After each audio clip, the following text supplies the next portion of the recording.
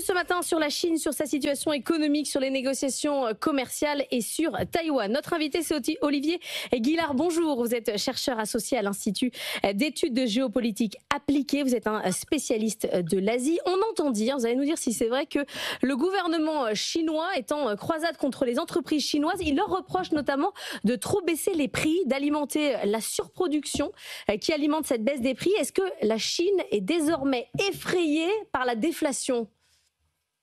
Alors, juste pour qu'il n'y ait pas de confusion, je suis plutôt un spécialiste des questions d'ordre stratégique, diplomatique, militaire, et plus tourné sur Taïwan que sur les entreprises chinoises. Donc, je préfère ne pas faire perdre un peu trop de temps à nos téléspectateurs et à nos auditeurs, et je préfère donc botter en touche et renvoyer Renvoyez-moi le bébé. Alors du coup, passons volontiers directement aux questions sur Taïwan. On a vu qu'il y avait à nouveau des mouvements militaires, des exercices annuels. Est-ce que la menace chinoise ces dernières semaines monte ou pas ? Alors écoutez, ces exercices militaires annuels taïwanais, c'est le 41e exercice consécutif depuis 41 ans. Donc c'est pratiquement de la routine institutionnelle militaire taïwanaise. En revanche, ce qui est vrai, c'est que la menace chinoise, ou en tous les cas les exercices de pression ou de harcèlement des troupes continentales chinoises autour de Taïwan se renforcent d'année en année, pour ne pas dire de semestre en semestre et de semaine en semaine. Donc il est nécessaire pour Taipei, donc la capitale de Taïwan, de rassurer ses concitoyens en organisant cette année des exercices annuels qui durent sur 10 jours. Ce sont les plus longs qu'ils n'ont jamais fait de cet ordre, avec plus de matériel, plus de monde, plus de coopération extérieure dans une certaine mesure, pour répondre à ces attentes, cette crispation, cette appréhension de la population taïwanaise qui est assez légitime. Mais en soi, donc, ce sont des exercices qui sont programmés d'une année sur l'autre.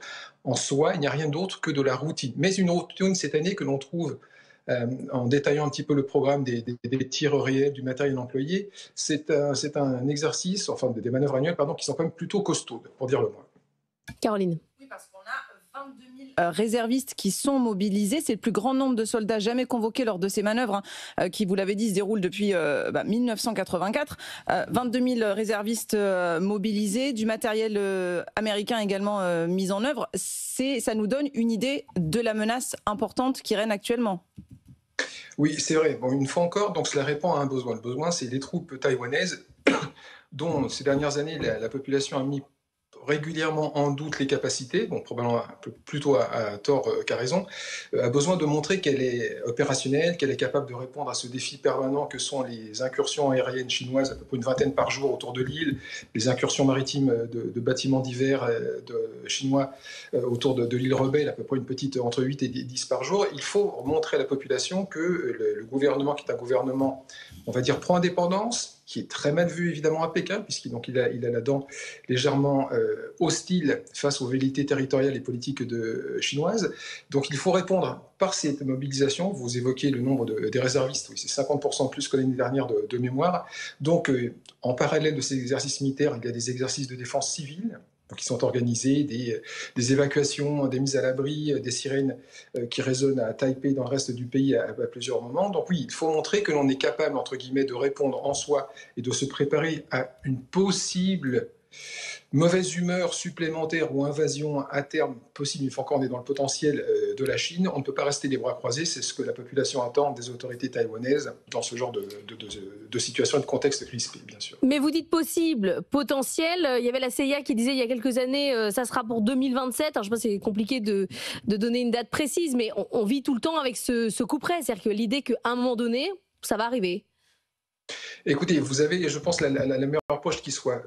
La plupart des observateurs et des Taïwanais pensent que le scénario d'une prise sous une forme ou sous une autre, militaire, diplomatique ou en voie d'étranglement économique, est de plus en plus possible. Donc petit à petit, l'idée s'infuse chez les Taïwanais, qui pourtant n'acceptent pas largement, enfin majoritairement, on va dire 60% de la population se dit qu'il est hors de question que ce scénario arrive et qu'il faut résister de toute manière par les idées, par la force et par le concours international, donc par l'aide de certains alliés qui pourraient s'interposer.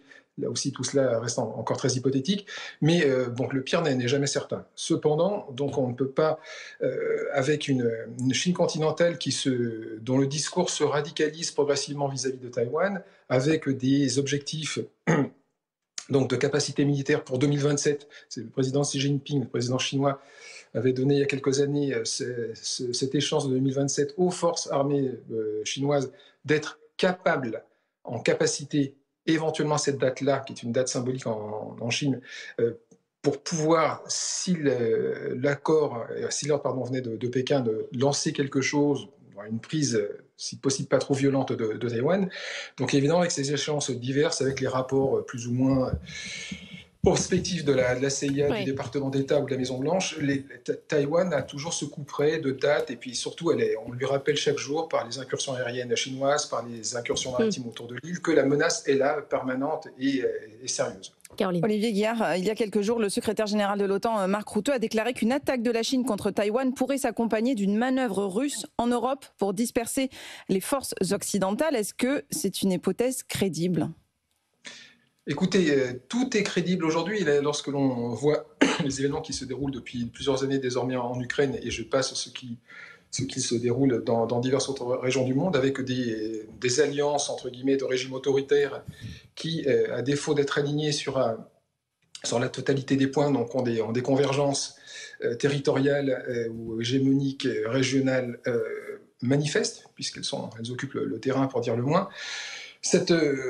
Les mots donc, du nouveau secrétaire général de l'OTAN, qui a eu des mots également assez intéressants d'hier ou avant-hier vis-à-vis de Taïwan, en disant que la communauté internationale ne resterait pas les bras ballants s'il s'avérait que la Chine préparait d'une manière tangible donc une prise de Taïwan. Ça rassure un petit peu l'opinion publique taïwanaise et les autorités. Mais évidemment, ce concours de régimes autoritaires prenant appui sur un ordre multilatéral ou international aujourd'hui un petit peu flou, donc avec la feuille de route un peu illisible du locataire actuel de la Maison-Blanche.